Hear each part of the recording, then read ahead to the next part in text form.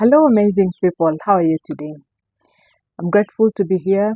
And today, when I woke up, I was full of gratitude and I was also very full of manifestation, just calling in the positivity in the universe.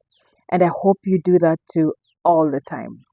So, the other day, I was thinking that, if probably somebody told me to be doing such things when I was younger, probably in my teens, I think I would have looked at the world a bit different, a bit more positively.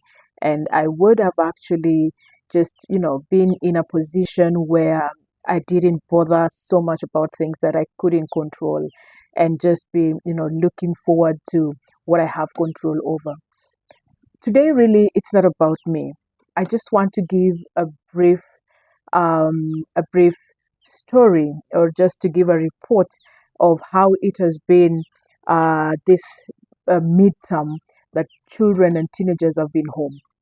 I want to first of all start by being very, very grateful for the parents who had the chance to have me speak to their children, the ones who had the chance to actually let me have a word and listen to the children. And we talked, and it was amazing. I tell you, every time I sit with these teens and young adults, I just get to also learn a lot and so much more.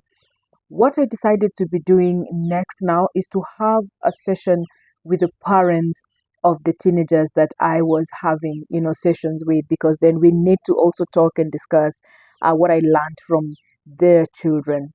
Um, so it's a lot, but I want to say that for the children or the teenagers that are mostly in boarding schools, I'll start from there. Some of what they go through is a bit different from those who are in day school, and so I would have a chance of speaking about all those two different scenarios. But in general, um, we could talk about so many things that are affecting our children, absence of parents and guardians. We could talk about the environment that they stay in. We could talk about so much. But the parents that I have spoken with, I have told them one thing: character does not just begin from nowhere. Personality is developed, and quite unfortunately for those who do not know, it starts all the way from conception. How are you treating yourself and your unborn child?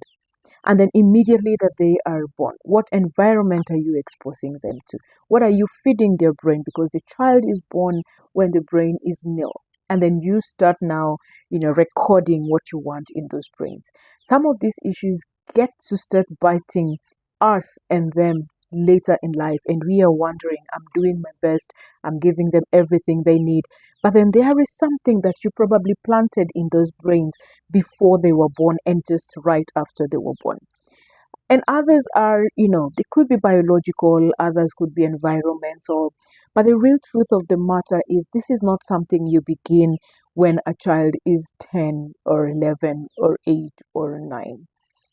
We have to begin it way back. We as parents and guardians also have a lot that we have not dealt with in terms of what we are going through. Either from our past, we have not healed, and so we carry some of these things also to our children. And when they get to learn about them, because they always get to learn about them, then they also change the view, of their parents and guardians. And some of them know that you will always defend them to death, even if they make the gravest of mistakes. So they end up just doing them. They test you. And when they test you and you do not come through the way they thought you would, then they know that there's a loophole. So we need to be very careful with ourselves too around our children. I know sometimes we go through issues that we want to curse, we want to rant, we want to just yell, but then we are teaching our children to how to take care of themselves when they are in such scenarios. So can we also find out how to take care of ourselves when we find ourselves in some of those, situations? And so all in all, I'm looking forward to still talking to a lot more teenagers. This time was really short, and usually at the end of the term, I organize some, settings that we can be sitting and having discussions. One of these settings, I want the parents and the children to be there. It's never easy, but then when they can just at least write them in papers and I read and the parents can hear some of these things, you will be so amazed. But before we get there, I want you to sit as a parent or a guardian or anyone responsible for any child, from unborn, even those who are expecting to born. Find out what is it you're doing that you're passing down to these children, knowingly or unknowingly. But in general, I will tell you that we are doing an amazing job. People will turn out differently because of many, many other reasons. Do not get sad, do not get heartbroken, do not give up. Just keep talking to them. Talk and talk, remind them. Sit down with them, have a session with them, even when you take them to have, to those nice places because you're rewarding a good thing. Then talk to them, tell them the reason why you're doing that for them. And in that process, please teach them how to also be able to do that. Otherwise, we are looking at a generation that is not going to be able to fend for themselves, and we are going to be entitled to fending for them for the rest of their lives and even to their next generation. So, I am here always. You can reach me if you have a moment. 0729422302. I'm the director for Tripod Wellness Limited. My name is Triza Patricia Echeng. I'm looking forward to talking to you teenagers.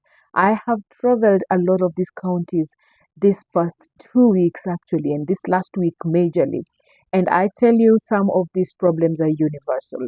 The kids share them, but then there are those that are really, really particular to certain children. So let's talk. Just that. Let's talk. Let's help each other point where we need help. Let's help each other point out where there is a gap, where there is a loophole, so that we can be able to, attend to our children and teenagers. I want to thank you so much for listening to me, and please reach out. See you soon.